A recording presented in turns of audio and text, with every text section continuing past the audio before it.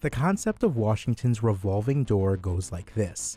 Administration officials from both parties often leave office and step into lucrative positions, often in industries they used to lead or regulate. And a new study from Columbia University's Brown Institute for Media Innovation, MuckRock and Forbes found that the potential earnings for these arrangements can be massive.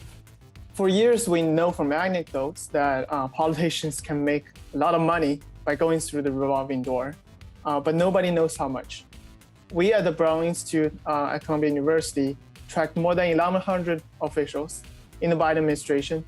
Among them, we found 151 who qualified as revolving door officials. That is, they left the government in the final days of the Obama administration, worked for the private sector, and then returned under Biden. For 77 of these officials, we were able to obtain their before and after financial disclosures. And we found a 270% increase in their reported minimum assets. In comparison, US household assets increased 38% from 2017 to 2021, and the S&P 500 went up 70% over the same period. So we can see these officials made a lot more money than the average American. There are three major ways people made money going through the revolving door. The first is to join a big company and earn a big salary.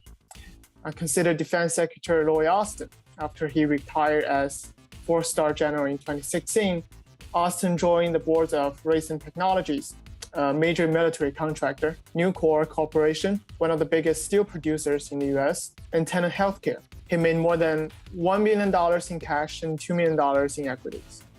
The second way, for those who don't work directly for a big company, is to join a law firm or lobbying firm. For example, Beth George, a lawyer in the Defense and Justice departments under Obama, headed to a Silicon Valley law firm, where she made $1.8 million in 2020, working for companies such as Google, Twitter, and Snap. The third way is to start your own shop. Then Deputy Secretary of State Anthony Blinken co-founded a strategic consulting firm called West Exec Advisors, where he had clients such as FedEx, Blackstone, and Uber. 3 years later, as Secretary of State, he listed $1.2 million of guaranteed payments and distributions from West Exec, and over $1.5 million of investments connected to his firm. He's now worth an estimated $10 million. Representatives from the Small Business Administration, Office of the Director of National Intelligence, the White House, and State Department said in statements that their employees face routine and stringent ethic requirements while in office. On the day he became president, Joe Biden issued an executive order that banned officials from working on some issues like regulations and contracts that are directly related to their former employers and clients. The ban, however, only applies to cases where a personal service has been provided to the company in question, which also has to be a named party in the policy discussion.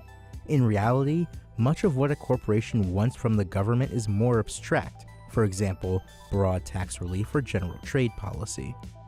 What we found most interesting is both Republicans and Democrats claim to hate the swamp. However, members from both parties benefit from it. And we picked these Obama-Biden officials, not because we thought one party is worse than the other. Rather, this is the only data currently available to us. And we wanted to shed light on this important issue of government ethics in Washington.